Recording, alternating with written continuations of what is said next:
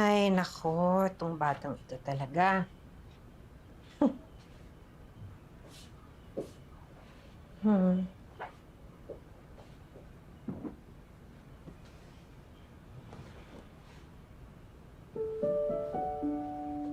Hmm.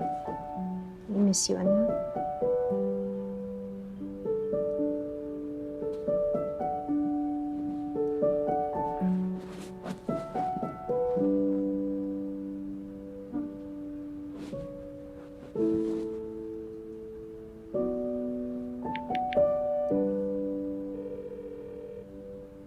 Hello, anak. Naku ma, di mo na naman ako nabutan. Anak, sorry. Talagang sobrang pagod lang talaga ni Mama kagabi. Okay lang ma. Kamusta yung deal mo sa Pasig? Na-close mo ba? Pasig? Ano? Yung kay Mr. Galvez? Oo, anak. Finally. Oo, close ko na din. Wow! Congrats ma! Galing talaga ng super mom ko. So baka dapat may celebration tayo, no? Ma? It's okay ma. I understand. Okay lang yan, marami pa namang chance eh. Anak?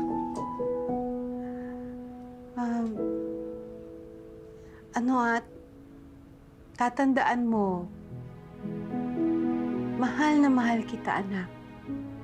Kahit madalang tayo magkitang dalawa. Okay? Alam ko yun ma. Love you too.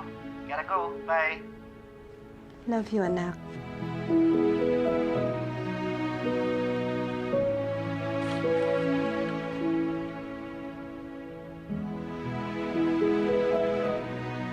Mare, may tatanong ako sa'yo. Go, Mare. Yung meeting natin with our client, mamaya, wala na bang ibang date yun? Na pwede? Yes, Mare. Ngayon lang Friday pwede si Mrs. Evangelista. Okay, sige. I'll see you later. Okay, sige. Mare, how about yung bukas, Saturday? Mare, ano ba gusto mo sabihin talaga? Magli-leave ka this weekend? Oo, sana kung pwede. Babawi lang ako sa anak ko. Alam mo, Mare, kahit naman today pwede. Kaya ko naman yung... Ay, hindi. Pupunta ako mamaya. Oh, I promise.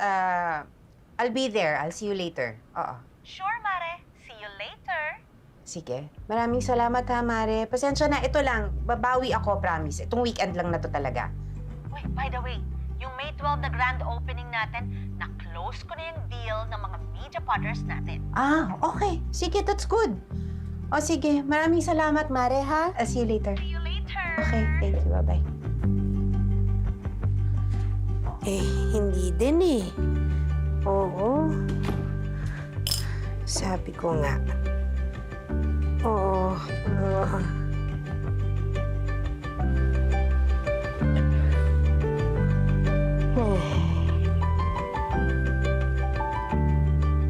Nasaan ang anak ko? Ay, mamula na po. Better luck next time uli. Anong better luck next time? Yoli? Oh, wala naman siyang lakad today, Ma'am, sorry, di ko na po nalagay dyan. Kasi kahapon lang po, may try-out po sila ng volleyball hanggang hapon. Ano? Yoli naman. Kaya nga ako nag-leave today para makasama ang anak ko. Ma'am, sorry po. Kasi dati naman po, hindi po kayo nagtatanong pag weekend. Kaya di ko na po nilagay. Yoli naman. Ano ba naman yung ilagay na lang dyan? Hay nako.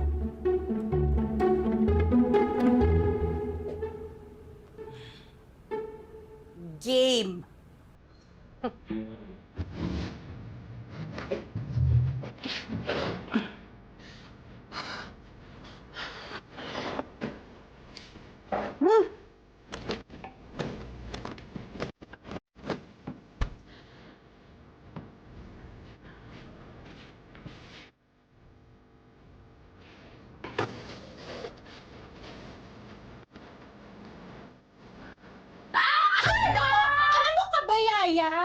Mami, itigil niyo po yan. Anong itigil? Itigil, bahay ko to. Teka, sandali. Bakit hindi mo nililinis tong kwarto ni Inigo, ha? Ma'am, ayaw na ayaw ni Inigo po ginagalaw yung kwarto niya. Magagalit po yun. Ang ibig mo sabihin, imbis na magpasalamat sa akin ng anak ko dahil naglinis ako ng kwarto niya, magagalit pa siya sa akin? Ma'am, kilalang kilala ko po yung alaga ko na yun. Pag weekend, siya po talaga naglilinis. Pero kabilin-bilinan niya po sa akin na huwag ko nga daw pong galawin yung kwarto niya. Pwes, wala po siyang magagawa dahil nanay niya ako. Wala po kayo. Oh.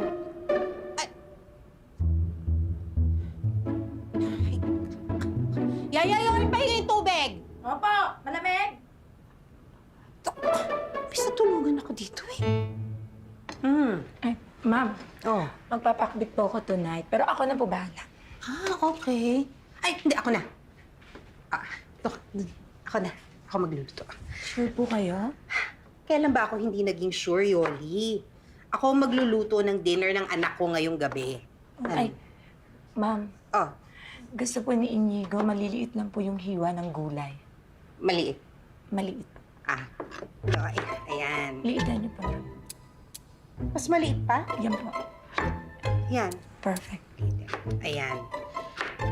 Ma'am, gusto po niya binabalatan yung talong. Ano? Kailan pa? At saka sino kumakain ng binalatan na talong sa pakbet? Anak niyo po. Yung anak ko? Opo. Balatan niyo naman. Yoli? Pwede ba? Doon ka muna. Medyo nakita ko eh. Kailangan maglinis doon. Kaya, ligo. Kailangan mo ng ligo. Ligo. Saka yung eyeshadow mo, palitan mo ng kulay, matingkad ng konti. Sakit saan? Ganun sa mat. Oh, naku. Oh, nakakaano eh. Sige na.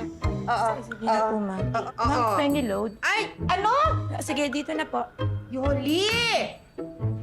Load. Ang hingi. Paano naman ito babalatan? Sino kumakain ng talong na walang balat sa pakbet? Anak niyo po! Yoli! Ma'am, okay po.